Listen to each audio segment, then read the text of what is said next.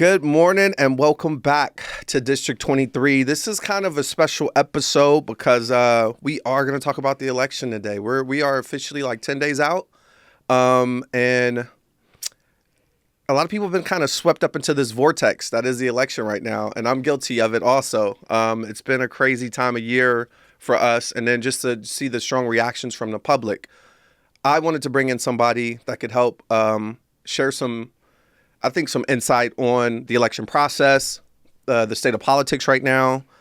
She is a near and dear friend of mine. I've known her for like something years right now. We won't say the number, but it's been a while.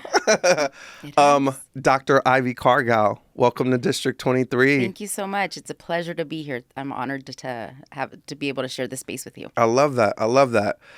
We like to kick off every interview with just giving our guests an opportunity to present themselves and share their background. Okay. How'd you get here? Ooh. Your education.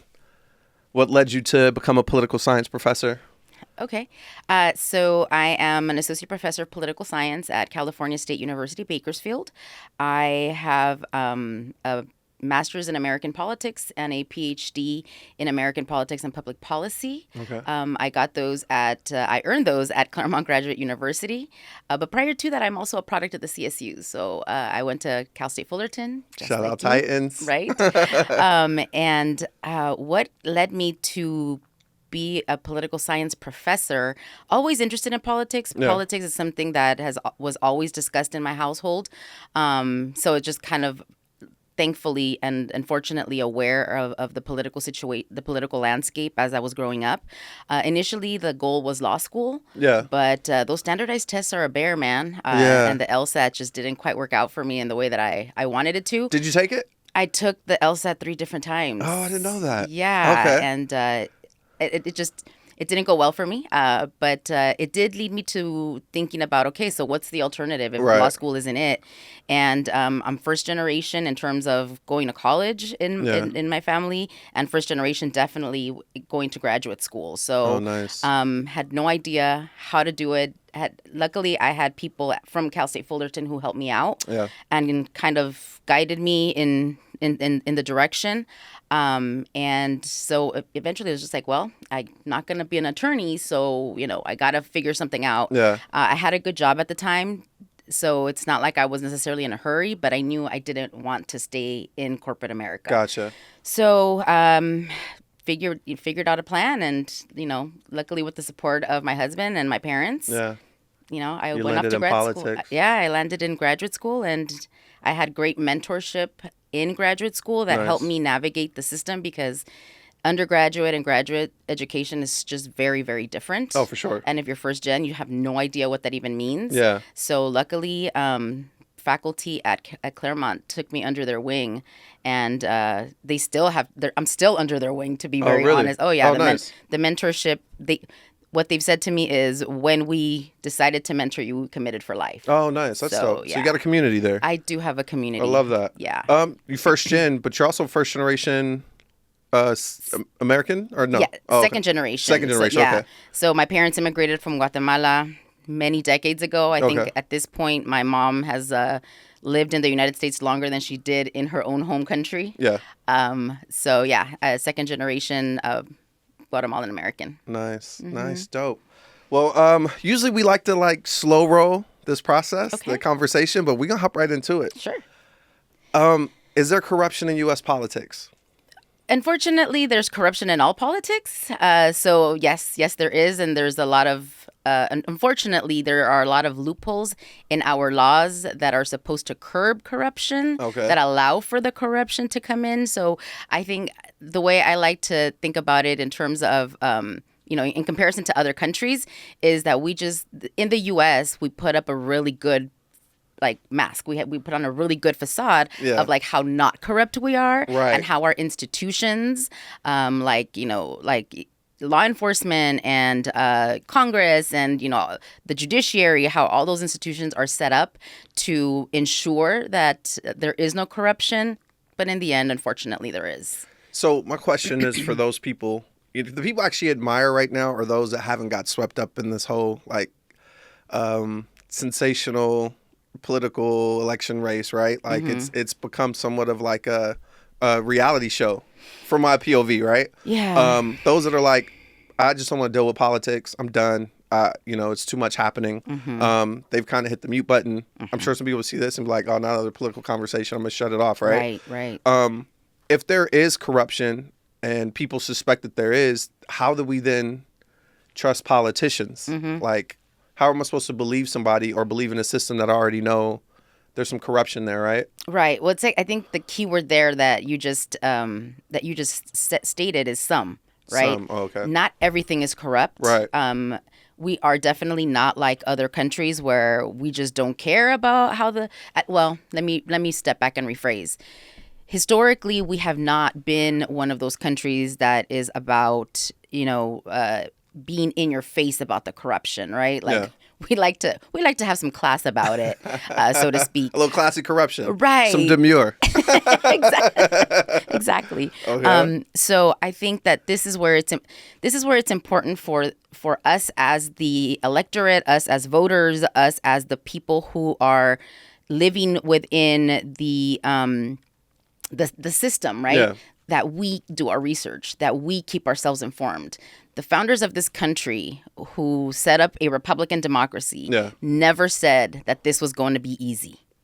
Gotcha. This system was never meant to be easy, because the reality is that we the voters are the ones that are supposed to check the politicians. Gotcha. The thing is that it's time consuming, and we have a lot of things that pull at our time: family, 1000%. work, extracurriculars with the kids, caretaking. There's just so many things that pull at our time. Yeah. So doing that research is time consuming and it's hard, and depending on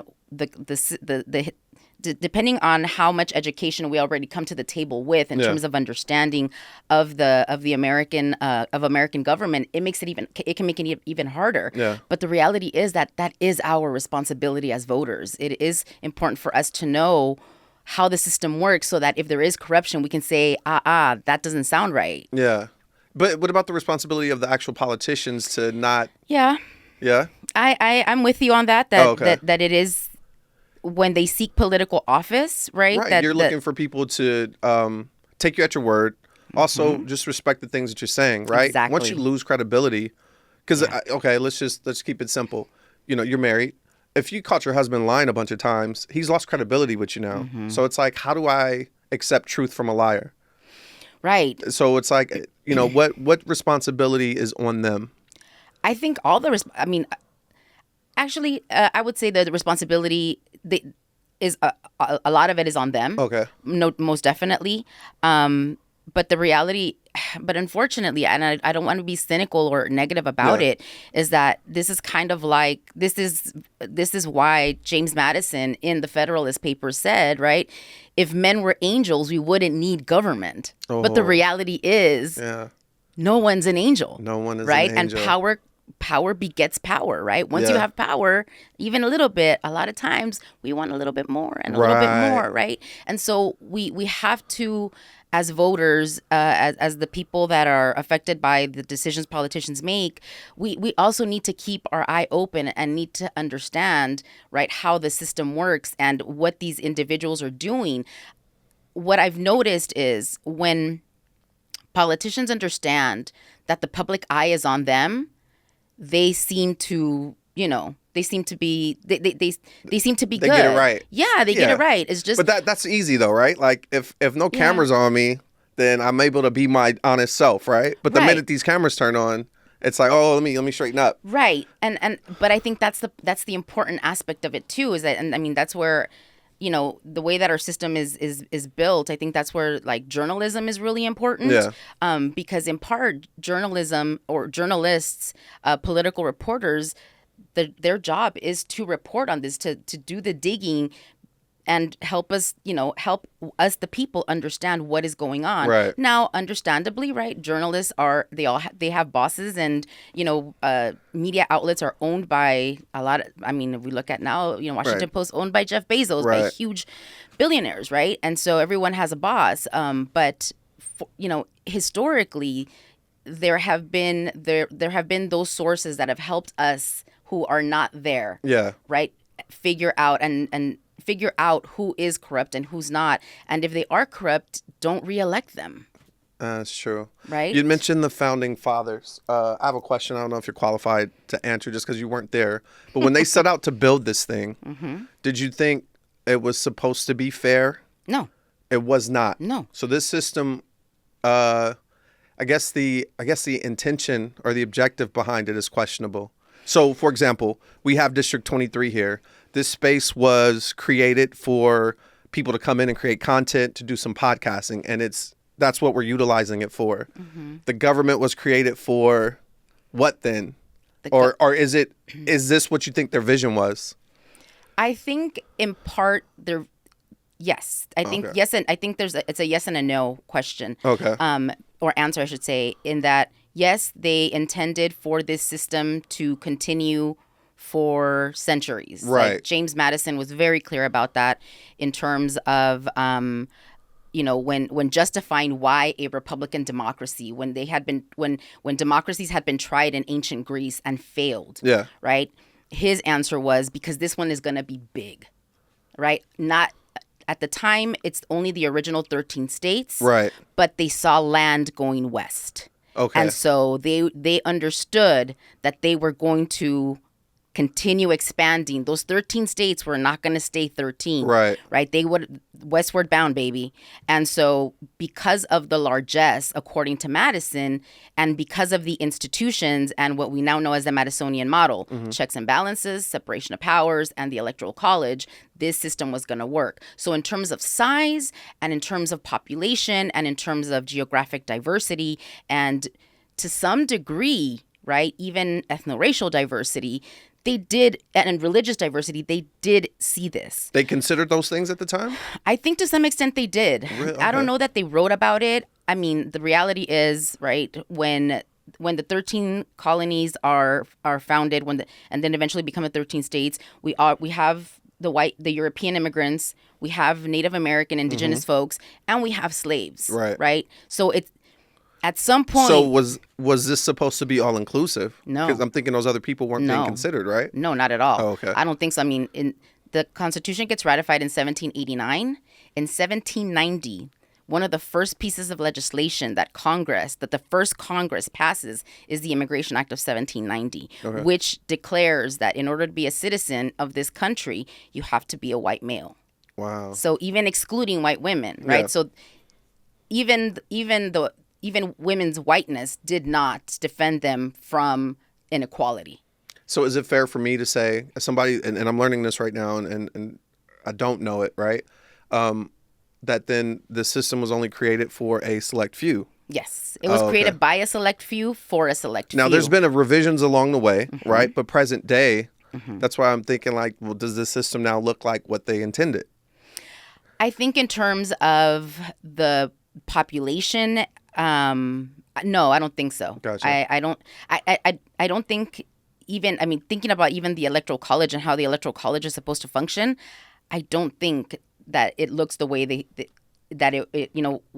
had this idea, and so we have the framers who wrote the Constitution, and they have this idea, they put it on paper, they get it ratified, and once it's time for the rubber to hit the road, right? And now let's start practicing all of this that we wrote. Yeah. They even don't agree. They fall apart. Oh, they wow. become that's how our political parties become a thing. Yeah. Because the framers themselves didn't agree on how this system was actually supposed to work. So we have this two-party system now, right? Republicans are red. Yes. Dems are blue, right? Yep. So that comes into play, and so for me, it looks like we're always going to be at each other. There's never any agreement between the two. Why only a two-party system? And then, you hear about these other parties that are out there, but you never see them. Right. How does that work? So on the one hand, it's both American history, U.S. history, American historians, and political scientists who study American politics. The scholarship is mixed in that. On the one hand, political parties were always in the back of their minds, the back of the framers' minds. But on the other hand, no, it's not, because George Washington, our first president, in his second farewell address, when he decides, okay, 2 terms is it for me as president, he actually warns the country, don't fall into factions. The phrase political parties doesn't become a part of the American lexicon until the 1800s, 1830s, 1820s, around there. George Washington, he warns us about factions. Now, the question is, when he said factions, did he mean political parties? Mm-hmm. Or did he just mean factions? Because by the time that, political parties... Define faction for me, just to make sure I have an understanding of it. The way that we think about factions are a subgroup that forms within a larger group. So could that... are we talking about religion and race as well then, or no?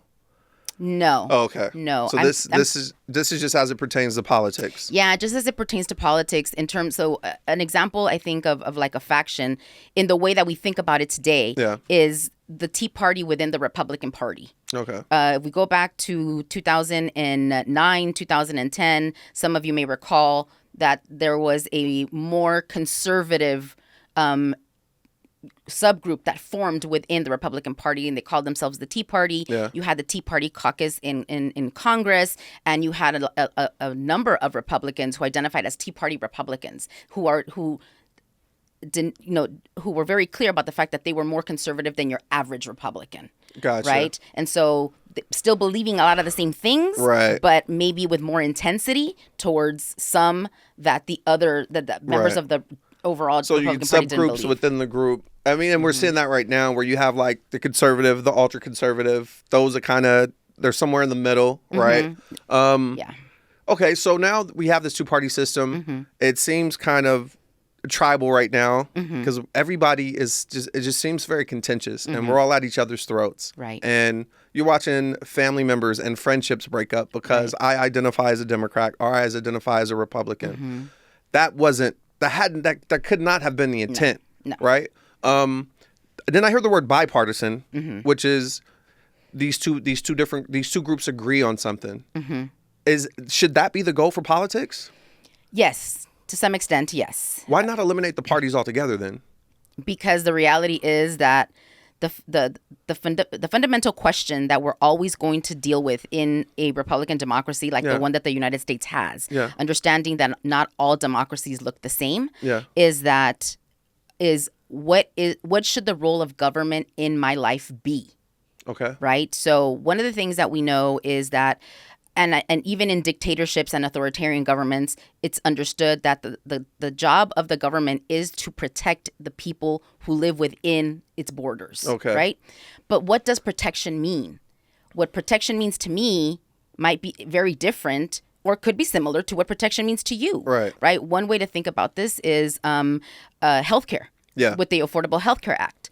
Right? When former President Obama ran for office, he campaigned on this idea of fixing the healthcare system because the federal budget was being overtaken by Medicare, by people who needed medical assistance, and there were so many bankruptcies in the country because people needed to pay for medication, people needed to pay for cancer treatments, health insurance wasn't covering it, et cetera, et cetera. So what that says to the American public is, for this person who's running for president, this idea of protection means having the government have a system where it helps to provide for healthcare so that the people are protected from these massive payments and massive fees that they incur because they get sick, because they break their leg, because they get into a car accident and now they're hurt. Yeah. But for other people, the answer is no, that is not protection. That's not the government's job. Gotcha. The job is the job of the government is to make sure that the economy is sound and that we are protected from foreign enemies. Yeah. Right? Like a very basic type of protection. Yeah. And so because those answers differ, I don't know how we not have political parties, because the reality is that to be able to affect change, to be able to do anything within government, you have to be organized, and it has to be en masse. So you don't think like elimination of parties would be a good thing? I just don't know how it happens. Oh, gotcha. I just don't know how it happens given the questions that face our politicians and our government. What about additional parties? Like these other parties that you hear of, like there's a Green Party and is it Independent Party? Yeah. So all these other what's their function in government, or do they just not have a function? Are these people just kind of, hey, we're gonna get together, start a party, but not have any real influence? So the goal is influence. Okay. The goal is to be able to get, a member of Congress from their party elected, or gotcha. a president elected, or somebody. Is there anybody in Congress that's from a non-Republican, non-Democratic party? No.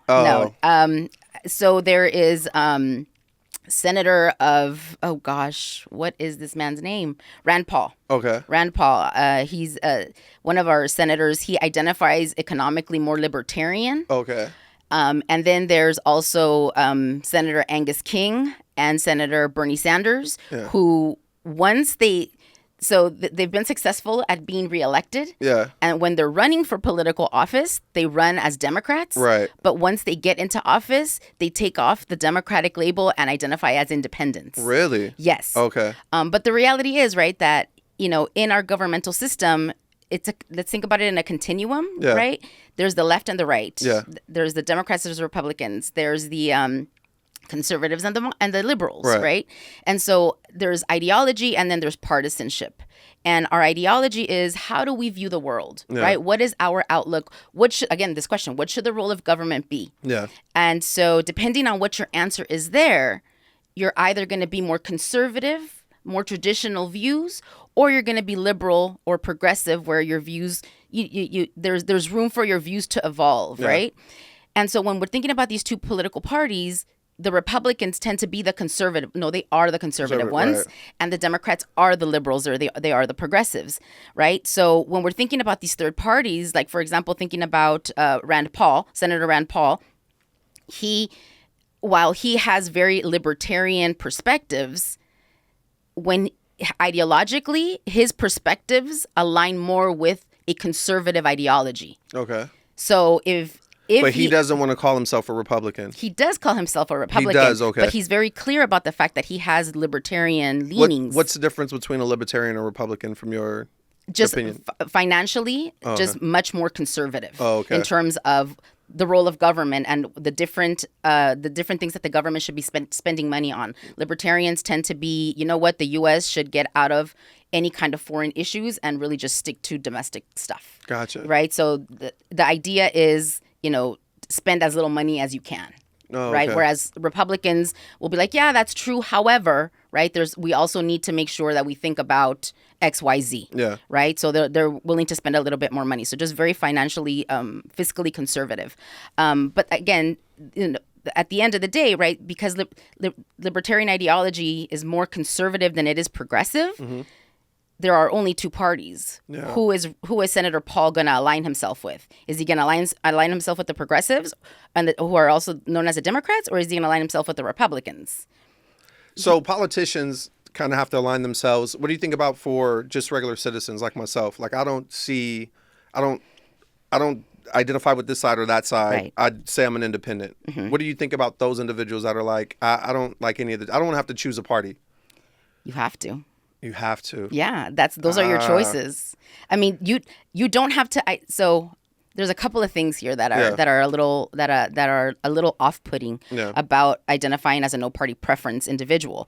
On the one hand, if you are, the political parties have a lot of power in how they run elections. Yeah. We've all heard of the primaries, right? The idea behind a primary election is to winnow down a race that has multiple candidates on either side or both sides down to one, because there can only be two people running at the end of the day against one another. Yeah. Right? One Republican, one Democrat. And so the Democrats, they tend to, in the various states, and this all varies by state party. Yeah. The Democrats tend to have what we call semi-open, semi-closed primaries, where if you are a no-party preference voter, they will allow you to vote with them if when you go ask for your ballot, you say, I'm no party preference. My name is Adam Fitzhugh. Here's my ID. Yeah. I want to vote with the Democrats. Oh, okay. Then they'll give you a ballot. So you can participate in the primary to decide which of the Democrats is actually going to be the person that is going to represent the party for the general election come November. Not to cut you off because I like where you headed. Can somebody that identifies as an independent, can they run as a Democrat then? If I say I want to run for president, I want to be a part of the primaries, but do I have to say I'm a Democrat or can I? Oh, you do. Well, you don't, right? Think about RFK Jr., who was running, or even Dr. Cornel West, right? Right? They belong to different parties and are running under that label, under the label of that third party. The reality is, though, that the only thing that these two parties agree on, especially right now, given the amount of polarization that you're talking about, is how to keep third parties out. Because the reality is, right, that going back to the continuum, right, in terms of ideology, you have your people who are more conservative, you have your parties who are more conservative, your parties who are more progressive. At the end of the day, the reality is that people have to choose one of the two sides. Voters are not dumb. They're strategic. So they tend to be interested, even if there are multiple parties, if they have as they're choosing their presidential candidate, they can see people from, 7 different parties, with the Republicans and Democrats included. Voters are strategic. They want to choose the person who they think is the most viable, even if that choice is not their first choice. Gotcha. That is what, in general, political science research has shown. Does this mean that every voter that's a no-party preference voter does that? Absolutely not. We know that in 2016, there were third parties that more on the conservatives. More that touted themselves as more progressive. We know that those third-party candidates took votes away from Hillary Clinton, and so therefore allowed more votes for Donald Trump. Gotcha. So that's the other thing with third parties, and part of the reason why the two parties are very staunchly against anybody else coming in, because they understand whoever does come in could take votes away from me or take votes away from you. So they do agree on we're just going to keep this two parties. Yeah, and they do this in terms of like the debates and like how much you have to be like the different media outlets who host these debates will say, in order for you to be on the stage, you have to be polling above 15% in all 50 states. If you're a third-party candidate, chances are people don't know who you are. Right. You need to have the money to make sure that across all 50 states, 15% of the electorate knows who you are and chooses you as their candidate. That's a lot. It's a heavy climb. And then so now you have to choose a party, and then there's lobbying. Yeah. Which I don't understand how lobbying doesn't fall under corruption. It can. Define lobbying for me. Lobbying is just trying to assert influence on a political candidate, on a politician, for purposes of making sure that you are able to sway this politician in favor of the interests of the interest group that you work for. So what's an example of that? So, for example, let's think about environmental groups or even unions. Yeah. Unions are considered a type of interest group. Right.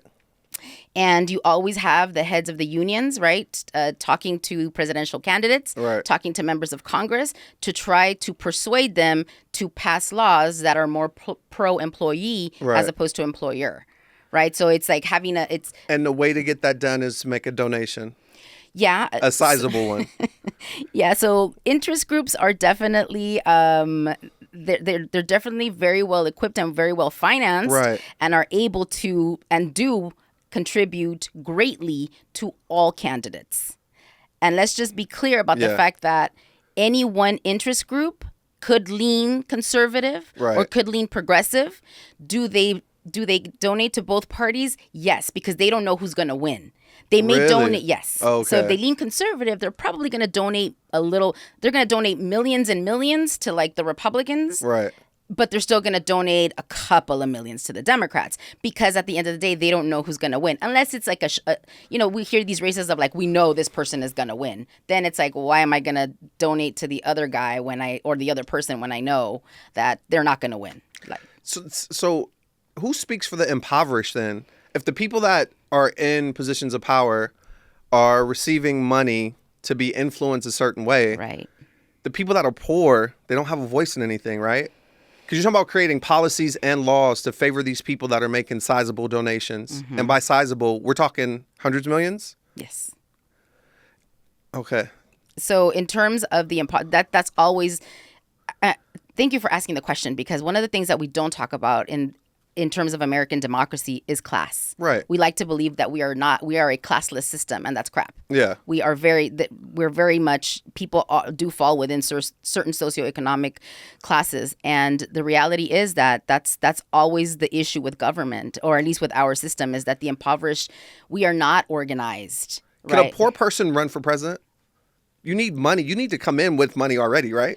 The answer technically is yes, they can, but you need money. Right. So you need to know how to be able to amass those forces where you will be able to, raise billions of dollars. Billions. Yeah. So you already eliminate a bunch of people from even Yeah. being able to. Yeah. And mind you, the Constitution doesn't say any of this, right? Yeah. The Constitution, Article 2, that sets up the presidency, doesn't say anything about, it gives us qualifications for who can run for president, but more along the lines of they have to be this age, they have to live, X amount of years in the country, and they have to be a U.S. born citizen, right? They can't be naturalized. But it doesn't say you need to be rich. It doesn't say you have to have an education either. Oh, okay. Right? It doesn't say anything about that. And the Constitution in and of itself, and the 27 amendments that follow, don't really delve into money and politics. Gotcha. Money and politics is something that is very, very fraught and very controversial, because, right, it allows us to be cynical about the system. Yeah. It allows us to be cynical because it's easy to just say, never mind, I'm done.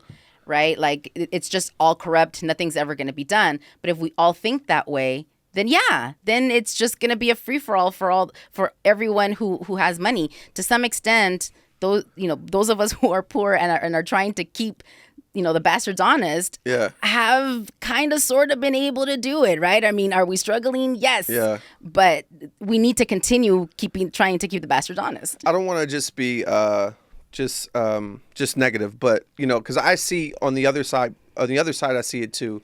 It is tough to please people that are, like you said, from different socioeconomic classes, different religions, different genders, different values. Right. Like, to say I need you to create this system where everybody's going to be happy. It's not I look at that. It's not possible, right? I look at that as like, that's impossible.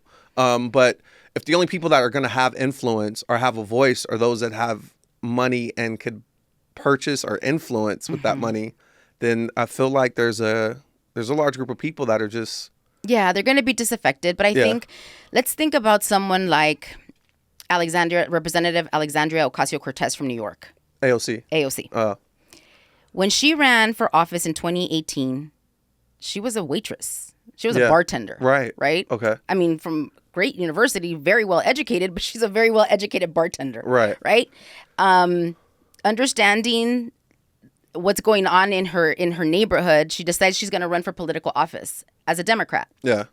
The Democrat who she was running against was a very powerful Democrat in the House of Representatives. Was the whip for the Democrats in the House, which is a leadership position. Very well financed. Obviously, had been in the House of Representatives for a certain number of years. Had already amassed some political capital for himself. Yeah. He had the backing of the New York State Democratic Party, had the backing of the U.S. Democratic Party. Nancy Pelosi went to stump for him in his district. Okay. AOC is no one, right? So then how does this bartender get to do that then? Because she understood, she took a page from the Obama playbook from 2008. She went door to door. She went grassroots. She went canvassing. She went to talk to the people. And was able to raise money. That way through just small individual donations. No major anything was going to back AOC over this established Democrat who had a leadership position. Right. But she was creative, right? And she talked to one of the things that she campaigned on was, he's been the representative of this district for X amount of years. Has he ever come by your door and asked you what it is that you need? Yeah. And the resounding answer was no. right? So what she was able to do is she was able to reach disaffected voters by meeting them where they were. So it's hard work, but it is possible. Is she an anomaly, or has that been done after her? I mean, I think we also want to take a look at former President Obama. Yeah. Right? Think about 2007. Yeah. Had you ever heard of Barack Hussein Obama? No, but I wasn't, to be fair, I wasn't paying attention to politics before I heard about him, right? But that's the average American, right? The average American is busy doing their everyday things. Right. But did you know who John F. Kennedy was in 2007? Did you know who Hillary Clinton was in 2007? For sure. Right. Okay. Yeah. But not a Barack Hussein Obama, right? And so in 2007, he had just won the U.S. Senate seat for the state of Illinois. He was in that Senate seat for no more than 6 months before he decides he's going to run for president of the United States. But the audacity, right? Like, not just I'm going to run for president, but I'm also going to be the first African-American president that this country has had. Yeah. Say what now? Like, when I always ask myself, like, when he looks in the mirror, what does he see, man? Like, because he probably sees greatness. The ego. Yeah. But to say I'm going to go out and do this, exactly. Right? Yeah. And then to also say, and I'm going to, and eventually as the primary goes on, to say, I'm also going to beat the Clinton machine. Right. Because at that point, it's Bill Clinton and Senator Hillary Clinton, right? This is a Democratic powerhouse that we really had not seen in Democratic politics since the Kennedys, right? And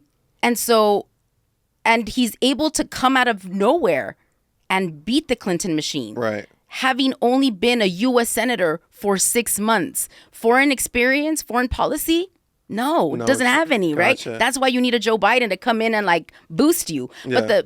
So I say all that to say that, there were, forces working behind the scenes to try to catapult him, but he's still the odd duck out at the end of the day when you're facing off against the Clinton machine. Gotcha. So, but he did it. So in your estimation, then there's still some fairness in politics where it doesn't just serve a certain group, or a wealthy group, right? Yes, I do think that the system that has evolved and is what it is today has evolved to the point to where the little person can come out of nowhere and make some serious influence. Okay, let's transition into our current election a little bit.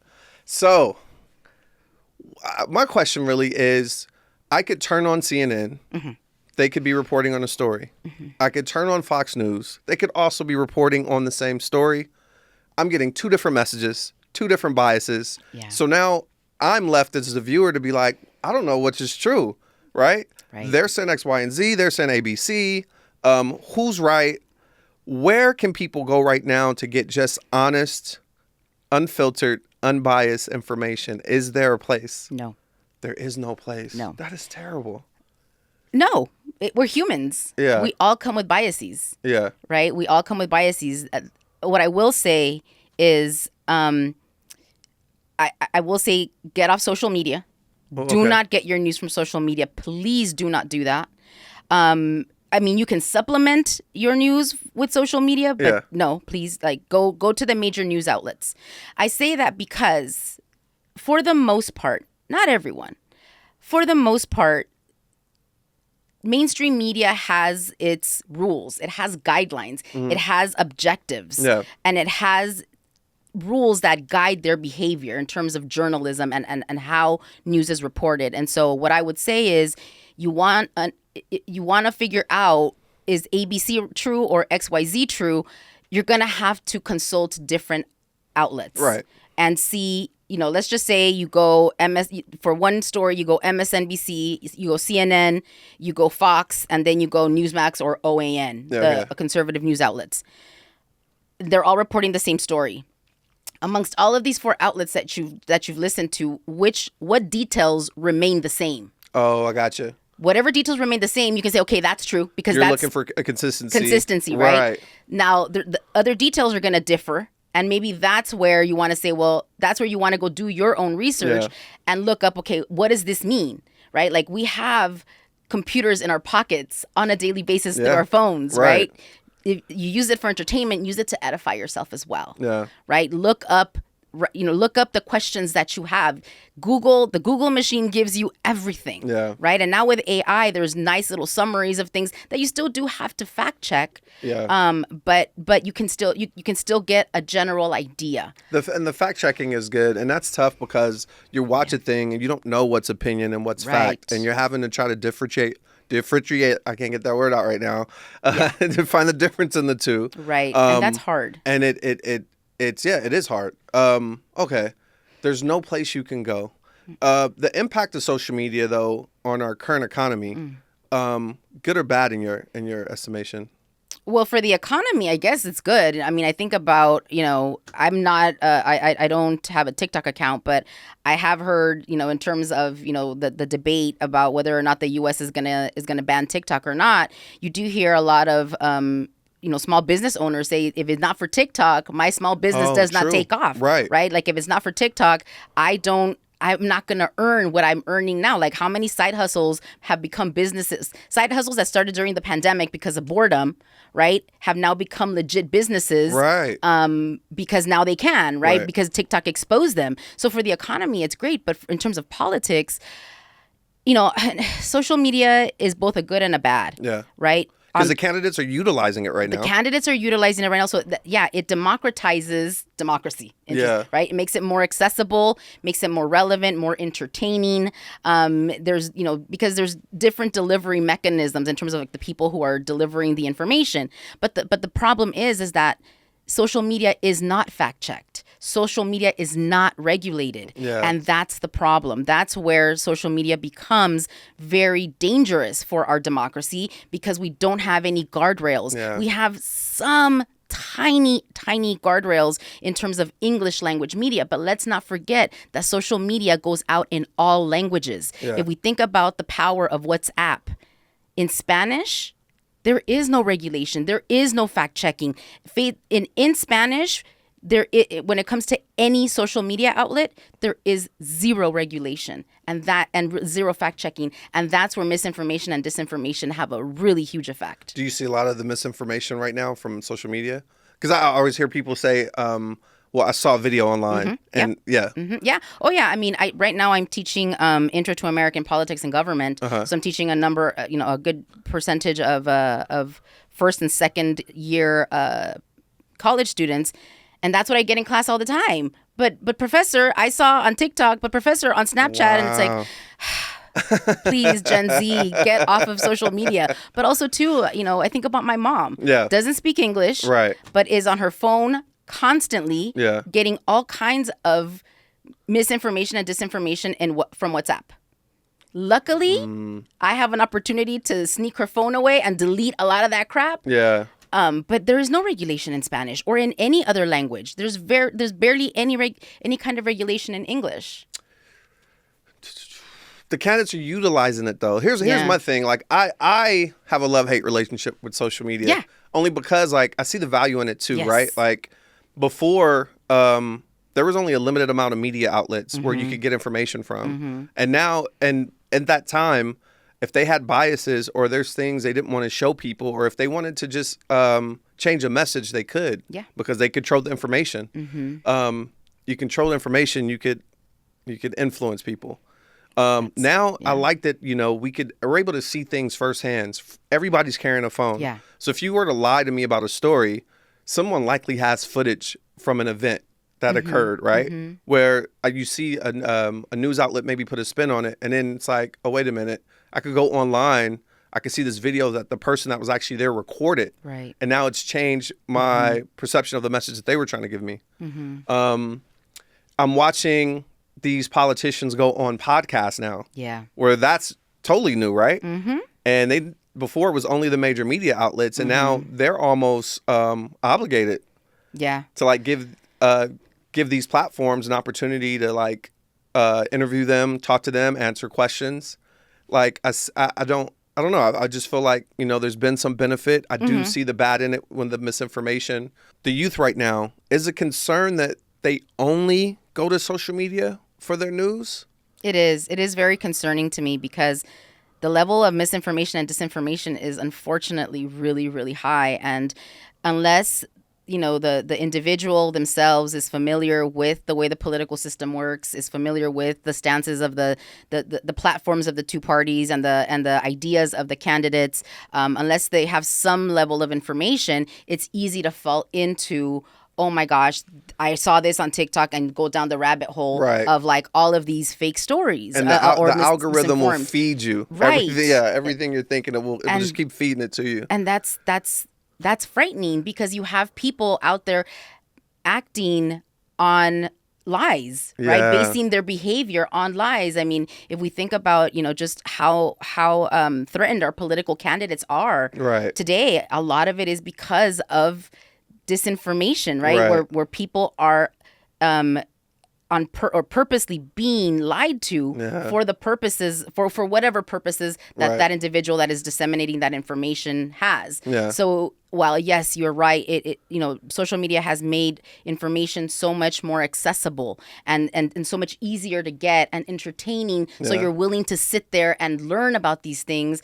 At the same time, if it's not the correct information, I mean, what exactly are you? What are you learning? What are you doing? Exactly. And that's frightening. That's frightening. The youth, how important is their vote in this current election? I think it's always been important. Yes, I've since I've been teaching, I've tried to convince my students to register and vote, because at the end of the day, the policies that are put in place, it's going to affect them the longest, because they're younger than we are, right? Yeah. They're younger than the average voter in this country, I should say the largest age group that votes in every election, midterm and presidential, are older voters.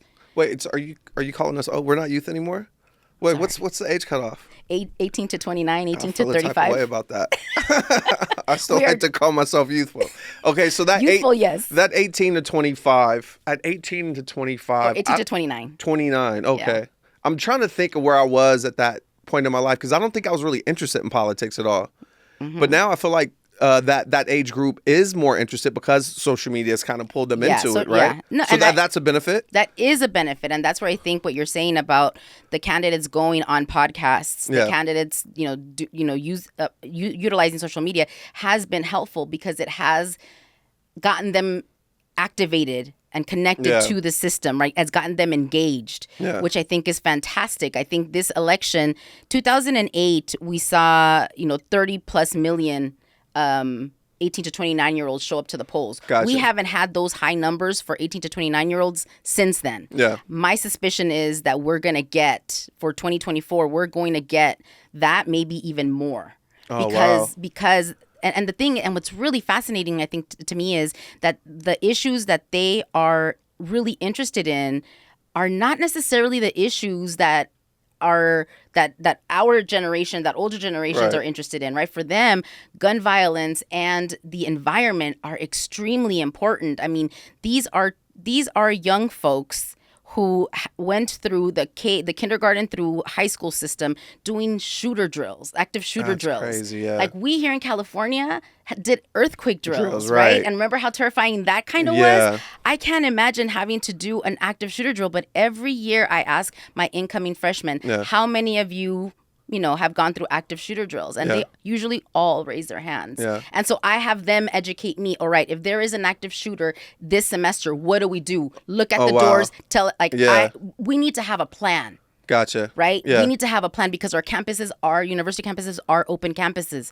And so they tell me, okay, if there is an active shooter, here's what we're going to do. Gotcha. And that's what we do the first week of classes, because this is a reality. Look at you, the cool professor, learning from your students. I love that. Learning is a lifelong process, man. All right, so I'm watching everybody have these strong reactions. A lot of it is social media based, like you're saying. One of the things that I'm kind of bothered with right now is kind of like I feel like there's an erosion of like compassion and empathy for people now, right? Yeah.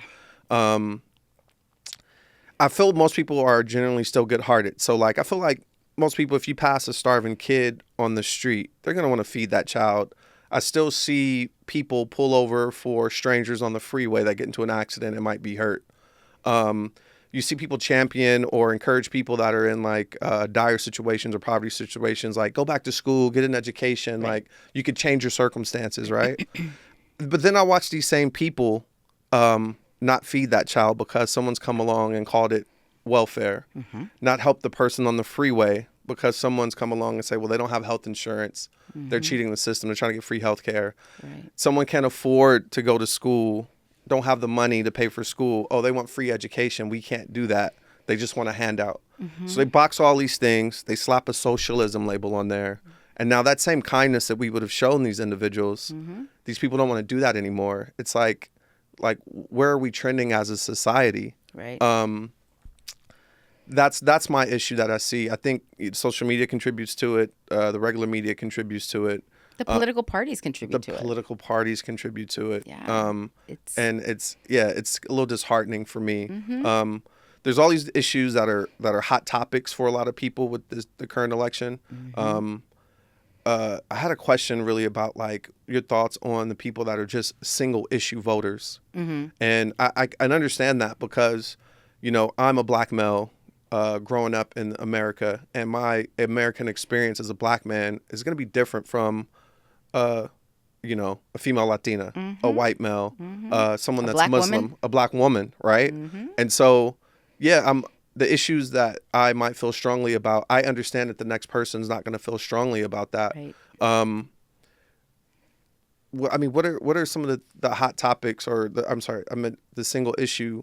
Like, how do you feel about the people that are like, I'm only voting for the single issue?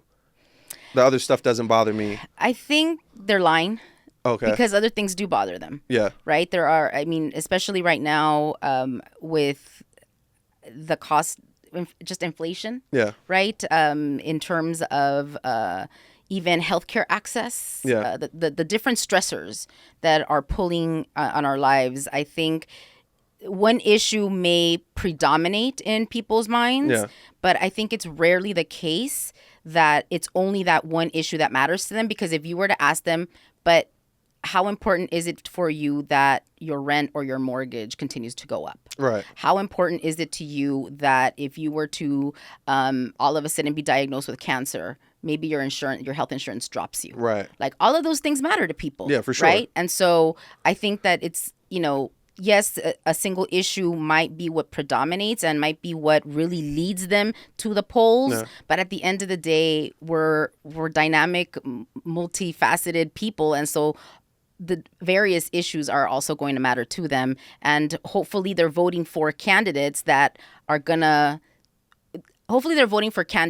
they think are going to actually fix the situation or help to remedy the situation. Like, here's the thing that I keep on telling my students and I keep on telling people when it comes to where we are in American politics. And that is that no one candidate is ever going to do 100% of what you want them to do. There is no 100% perfect candidate. Yeah. We're always going to be in a situation where you're going to like a majority of the things that one person says and is intended to do, as opposed to a minority. And that's just unfortunately the way it is, right? Like no one is perfect. If you were a political candidate right now, you are not going to offer Charlie Brown over there 100% of what he wants. Yeah. But you could offer 70% or even 50%, and maybe that right there might be good enough for them to vote for you. Yeah. Because no one is perfect, right? Nobody has the perfect policy positions on everything.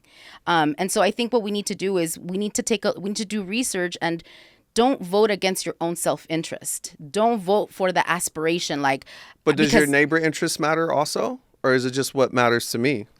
That's a really good question, right? That is a really good question. And that's something that I think as voters we need to think about, right? My husband and I don't have children. Yeah. So, but do we think public schools are important? Even though we don't have any little people who are going to benefit from public education? Yeah. Absolutely. Yeah. Are we okay with paying a little bit more in taxes so that the schools can be fixed? Absolutely. Yeah. Because you know what? It behooves me.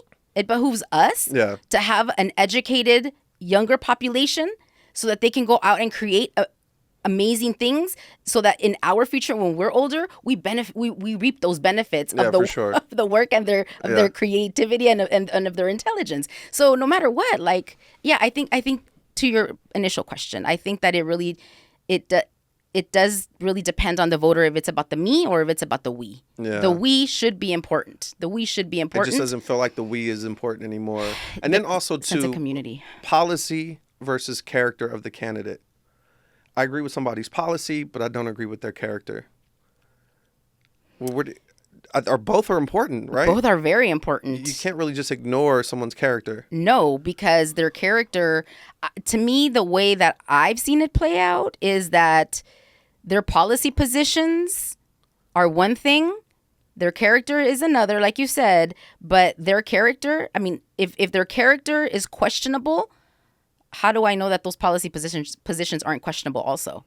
How do I know that they're not lying to me? That's a good point. Yeah, true. Right? So in a way, right, your character tells me, as a candidate, your character tells me whether or not you're sincere about what you're touting during the rallies or the town halls or the podcasts. Right. Yeah.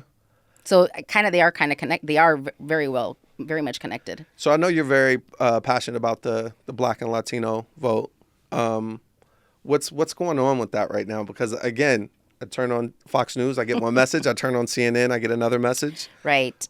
I think the media is, in a sense, doing a disservice to both communities. Yeah. So starting with the Black African American community, on the one hand, we know this group, this community is a strong voting bloc for the Democratic Party. For sure. We know that they show up and show out at, I don't know, 80% for the Democratic Party. Yeah. Notice I didn't say 100. Right. So there's always, in general, right, there's always Black Republicans. Yeah. They've been around. They're going to be around. Yeah. So to say that, young Black males are, Trump is gaining significant ground with young Black men. Which is the message that you're hearing. Exactly, which is the message that we're hearing. Okay, that's great, but that's not where a majority of the party is going to go. Right. A majority of the community, is going to go. Yeah. Especially when we think about, what we are seeing, what I think is really interesting, is there continues to be a gender gap where overwhelmingly Black women are showing up and showing out at the polls. Yeah. Right now, from early voting numbers, there is a gap where the majority of Black votes cast are by women. Okay. Is that going to change? I think it is, right? Yeah. Election is still 10 days away, and you still have, early voting has already started, but a lot of people still have not voted. A lot of people, still have that nostalgia of going on election days to the polling place and casting their vote then. So that gap, I think, is going to shrink, but I think it is there. Gotcha. I think that, the Harris campaign has done a really fantastic, a really interesting job in terms of turning out. There's this enthusiasm from the Black community that we did not see in June, that we didn't see in May of this year or previously. Yeah. So Vice President Harris being at the top of the ticket, I think has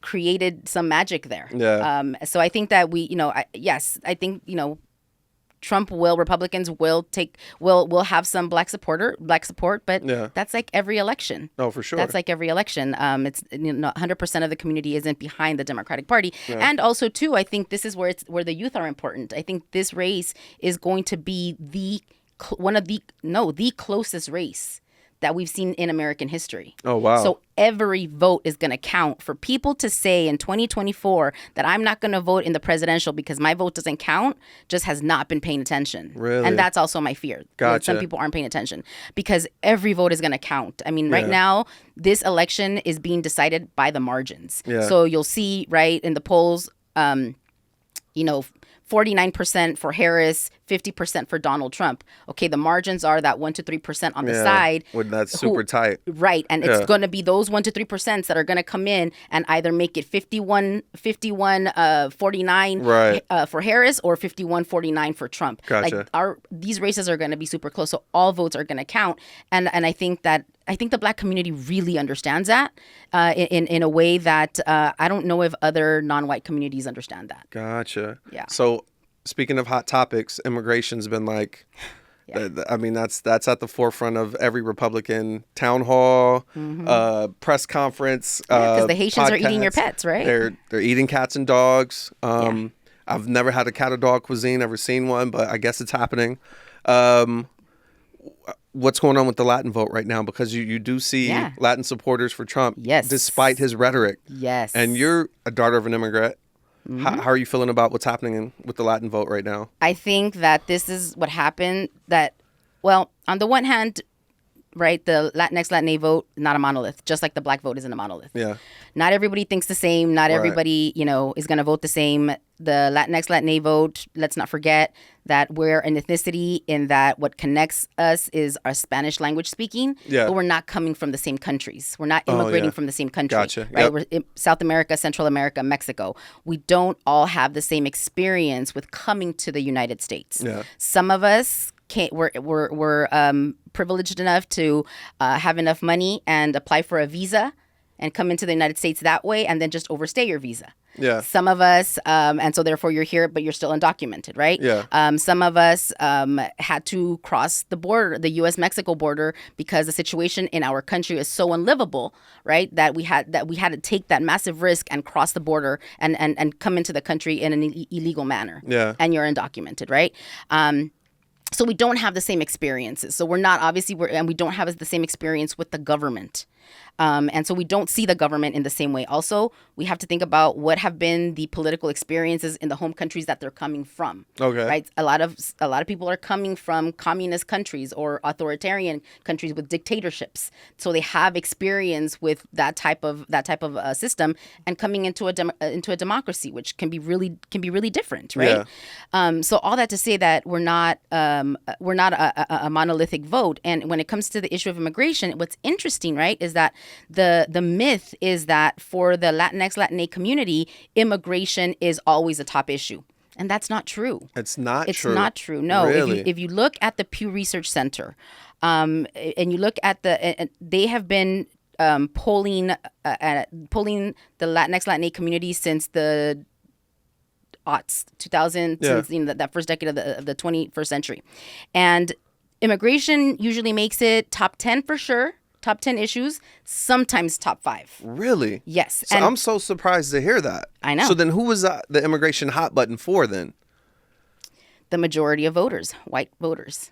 Gotcha. Yeah. So, okay, because so if the Latin community is hearing negative rhetoric about immigration, based off what you're saying, it could not move them either way. Yeah, it could not move them either way. I think that for those, I think it's a dynamic question. It's a multifaceted question. What you're asking. But because there are Latinx, Latina folks who live in mixed status families, right? Mixed status households where, I may be, as the child, may be a U.S. citizen, but my parents are undocumented. Okay. And then my sister or my older brother might be documented, right? Where they are recipients of the Deferred Action for Childhood Arrivals. Okay. Where they're not legal. They don't have their green card. They're not residents of the United States, but they do have some permissions. Gotcha. Right. But parents are still undocumented and they got nothing. Right. So for that one U.S. citizen voter, right, immigration is going to be a big deal because they want to get the sibling off of DACA and they want to get parents a pathway towards citizenship, right? But then there might be, I could also be, a U.S. citizen who my grandparents immigrated here, or better yet, my great-great-grandparents immigrated here. So now I am 3 generations removed from the immigrant experience. And if I don't know people who are undocumented or who have recently immigrated to the United States, because not all immigrants are undocumented, I don't know what that experience is, right? Because it's so far removed from my family. I also may not care. I mean, may not care. Yeah, that's the reality, right? Yeah. And so, in terms of the Latinx, Latina vote, you have these voters. You have some of these voters who don't really know the immigrant experience anymore. So for them, immigration doesn't matter. Is not as important. Right. But then you also have your naturalized immigrants, right? Who listen to the stories that you're talking about and listen to that negative rhetoric. And what they're doing is, well, I'm a citizen. I may not have done it the right way, but I'm not those bad immigrant people. Really? Right? Yes. It's gotcha. So one of the things for us in the Latinx, Latina community is our proximity to whiteness. Yeah. Right? And wanting to be that true American. Like research done in Latinx, Latina politics shows that so Dr. Tanya Golash-Boza, who is a sociologist at one of the UCs, I can't remember which one, she has this article on the power of labels. Yeah. Do you identify as Latina, Latino? Do you identify as American, or do you identify as a hyphenated American, Mexican American, Guatemalan American, et cetera, et cetera? If you identify as American, you are less inclined to favor a pathway to citizenship for immigrants. Gotcha. Like, immigration is important, but you're actually more anti-immigrant. Yeah. Right? If you identify as Latino, if you identify as a hyphenated American, you are more likely to care about undocumented immigrants and wanting wanting a pathway to citizenship for them. So how you identify is really important, right? And like how you think of yourself in terms of, and I say proximity to whiteness because when we think about who is an American, a lot of times it's not people like who look like me. Right. A lot of times it's not an Asian American person, right? Yeah. The image tends to be, right, maybe a Black American, or in addition to a white, Caucasian a person, right? And so in terms of your naturalized Latinx, Latina immigrant who buys into this idea of immigration, the bad immigrants, right? That's what they're aspiring to, right? Like, I want to be seen as a part of this country. I am a part of this country. I am a citizen, and I'm not those people. And I'm not those bad immigrants. Those bad, yes, there is this divide of bad immigrant versus good immigrant, and what we're seeing in some of these, in terms of the opinions of some of these voters, is there's a dividing line. Yeah. Right. I wanna assure my fellow white Americans, I want to assure my fellow citizens that I am not like that. Gotcha. Oh, wow. And so therefore I'm going to buy into this rhetoric of, yes, all immigrants are bad, shut down the borders. Yeah. It's very complex. And those are just some of the reasons, 100%. Right? There's still so many others. I don't want to label it self-hate, but it sounds like, it's not self-hate. I don't even want to throw that name out. I don't want to throw that title out there, but that's terrible to disassociate yourself with people you're obviously you're obviously associated to, right? Right. And not thinking about the we. Not thinking about the we, thinking about me. Thinking about me, and not thinking about the we. And that's one of the things that, we're thinking about the Black vote, the base in the Democratic, because of the historical shared experience of the Black American community, right, with slavery and racism and oppression in this country. There is a tendency for a lot of folks, not all folks, to think about the we when voting as opposed to the just me. Right. And this concept of linked fate has been tested amongst all communities at this point. Yeah. And what has been found by researchers from the University of New Mexico, Dr. Gabe Sanchez and Dr. Natalie Masuoka, who's at UCLA, what they have found is that Latinx, Latina folk don't really have a sense of linked fate as strong as we see in the Black American community. There is some kind of linked fate, but there is a disassociation, like you said a little bit ago. Is that because of what you mentioned? Like, you guys coming from, like, you're Guatemalan, right? Yeah. But there's people coming from Mexico and these other, like, South American countries, Ecuador, Honduras. Right. Like, is that why you feel like you guys aren't as linked? I think that's part of it. Okay. I think that's a big part of it. Also, it's like when we come to this country, like, there's this mass label put on us. First it was Hispanic. Right. Now it's Latino, Latina, Latinx, Latina. And like, people are like, I'm Mexican, man. I don't know what that Latino-ness is. I don't know what this Hispanicness is. Right. So there is, like Dr. Cristina Beltran from NYU says, there is some problems with this concept of Latinidad. Gotcha. We don't really know what that is, right? And it's a social construct. It's made up by the Census Bureau because and it makes they you need guys to classify a us. singular thing instead and of we're not. Yeah, you're not identifying your individuality. Exactly. And I think that can have an effect in terms of how we view the political system. So that me versus we is interesting because I actually had a conversation with your husband about this. I was like, you don't want the world to turn into this have and have nots, right? If you're only concerned about me and what I have, you don't want to be in a situation where you have and others have not, because eventually I feel like the have nots are going to come for the haves. I mean, we're starting to kind of see that now, where it's like people are just like, if they're feeling desperate, they're going to people in desperate situations are going to do desperate things, and usually there's a direct link to criminal activity with that. Oh yeah. So votes are starting to roll in, as you said. It's a close race. My concern is we have a repeat of the last election where one side's not certifying the election. Right. What can we expect from, like, election results? Like, these pollings right now, are these accurate numbers? No. They're not accurate numbers. No. Okay, let's talk about that. Polling has to be taken with a grain of salt. Okay. One thing that I always tell my students, especially when I'm teaching them research methods and we're learning about polling, is that you have to look at the sample, right? It'll say, like, usually a poll has to tell you, like, if it's published on an online news source or if you're looking at it online somewhere, always look for the small print. How many people did they sample? So that there will always be the N equals 1,500. Yeah. N is the number of people they surveyed.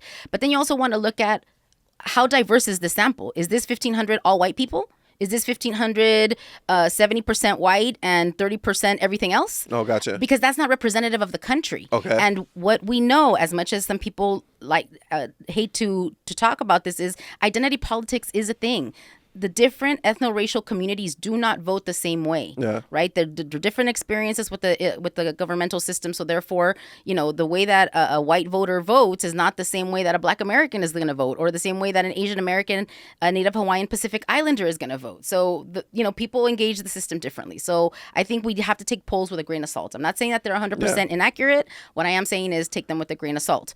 In terms of what you're saying about the election results, I think we have to be careful. I think January 6, 2021, that insurrection on the U.S. Capitol, I think, is an indicator of what could happen during election season. I mean, in the aftermath, as results start to come out, especially if the results aren't going in a particular direction. Right. I know that the states are ramping up security, right, in a way that they haven't had around the polls, around county clerks, because there's attempts against a lot of people's lives right now. And these are just government workers who have taken an oath to do the right thing and, are now being literally attacked.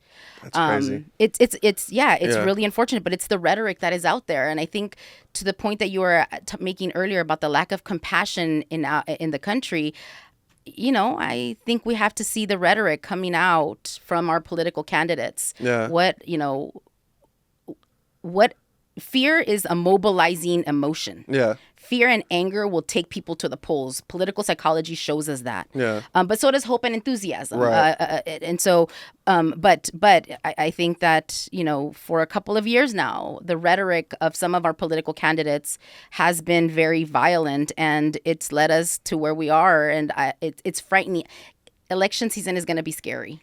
So on November 5th, you were telling me off camera that we won't know the exact results of the election, but we'll have a good idea of what, or no? I don't know. So talk about that process real quick for those that are like, claiming election fraud or you can't trust the system anymore. So is there election fraud? Yes. Okay. Okay. Oh, wow. But it's like 1%. So it's not really impacting the results. Gotcha. No. Okay. And if you want to fact check me, please go to the Brookings Institute website. Okay. I don't know what the actual website is, but it's the Brookings Institute, and they've done research. They've done a time series analysis where they've gone back to elections going back to the 1900s all the way through last time I looked at it was 2022, the midterm elections. Yeah. And in all of those elections, of all those millions of people who have voted, it stays at 1% or less than 1% in terms of voter fraud. Gotcha. Right? So it doesn't really happen. So the night of November 5th, when we're seeing these are the results coming in, is that polling or is that actual results? No, those are actual results. Okay, yes. perfect. So okay. The first thing to understand is that the elections are all put on by the states, not the federal government. Okay. So the state constitutions have different laws around how elections are going to be run. The one thing that is consistent across all 50 states is, so here in California, we're very blessed and privileged that if you're a registered voter, you got your ballot in the mail. Right. And you have the opportunity to either fill it out today and send it by mail to the county clerk, or go put it into one of the drop boxes that are all around town, or you can take it on election day on November 5th and turn it into the polling people then. Gotcha. Right. You have all these options. In some states, you can only vote in person on election day because early voting was gotten rid of or minimized in the aftermath of the 2020 election. Gotcha. And these are all different state laws, right?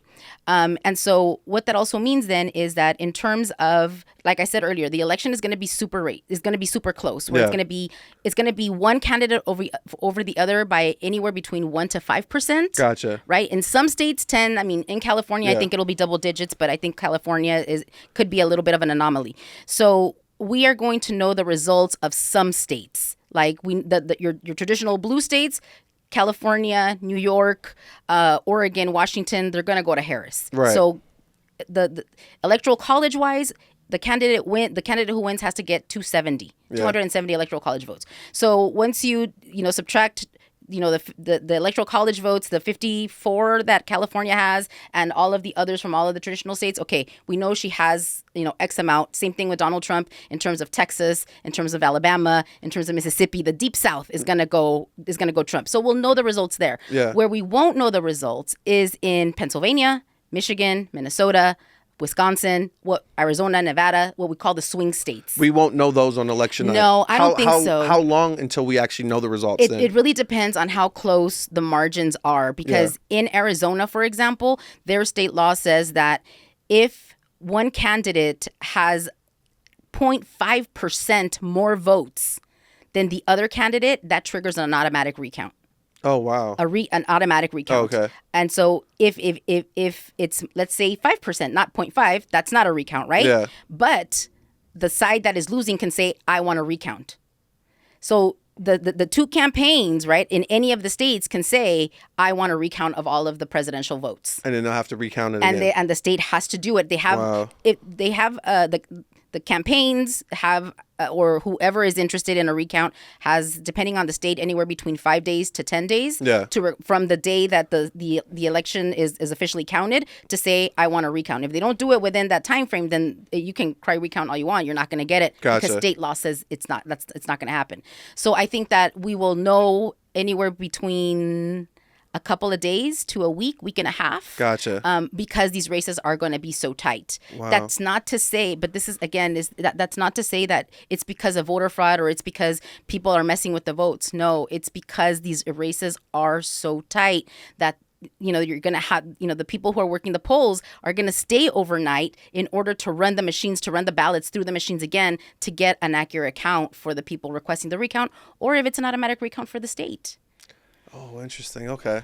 But what we will know will be down ballot races. A lot of times, your state senator, your U.S. senators, members of the House, unless here in California, we have 7 highly contested races that all eyes are on us because the majority party is who holds the majority in the House of Representatives is going to be determined here in California based on whether the Republicans or the Democrats win. Gotcha. In those 7 races. Wow. All right. Well, listen, I appreciate you coming in, sharing all this good information with me. Hopefully somebody else listening has found it helpful as well. I hope so. I did want to give you some time to allow you to speak to the voters directly, give a message of encouragement, or at least tell them why it's important to vote. So the floor is yours. Thanks. Yes. Well, first of all, thank you so much. What an honor and a pleasure to be here with you to talk about what animates me, what drives me, what is my passion. And my only message is please vote. Please do not think that your vote doesn't matter. It does. If you are, a Gen Zer or a millennial, I know you don't like your parents or your grandparents choosing your music. I know you don't like your grandparents or your parents choosing the person that you love or who you want to love. So why would you let them make any policy or any candidate decisions for you? The decisions, this election is a very consequential election. To some extent, it's do we keep our democracy or do we not, right? When the framers were writing the Constitution, a woman asked Benjamin Franklin, so Mr. Franklin, what did you give us? Did you give us a monarchy or did you give us a republic? And his response was, I gave you a republic if you can keep it. The only way we keep this republic is if we vote. Please exercise your power. There wouldn't be so many laws out there to restrict your vote if people didn't know, if the powers that be didn't know that your vote is so important. I'm going to flip it a little bit and give a message in Spanish, since I haven't done anything in Spanish. Y nomás quiero decir, por favor, mi gente, salgan a votar. El voto es tan importante.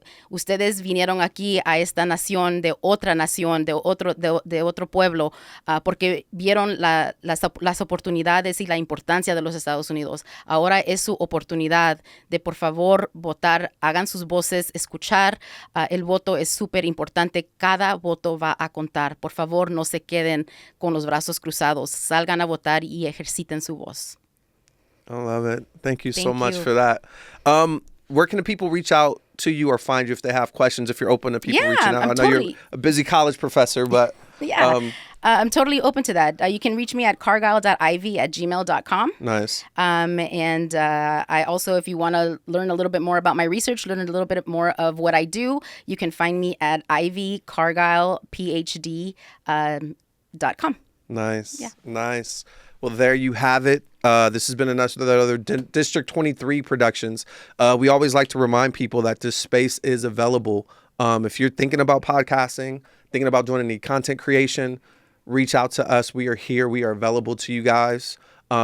Stay locked in, like, subscribe, share. And until next time, we appreciate you guys joining us today. And we're out.